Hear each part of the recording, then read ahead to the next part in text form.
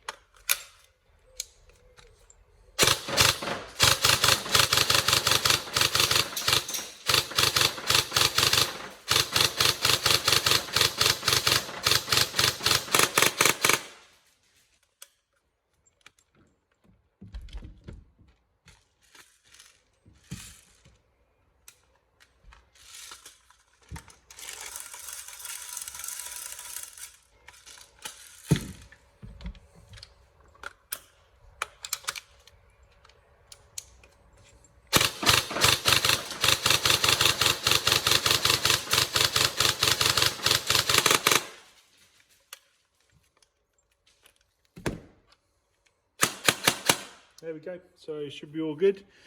Yeah, any problems, let us know, but otherwise we hope you have fun and enjoy. Thank you all.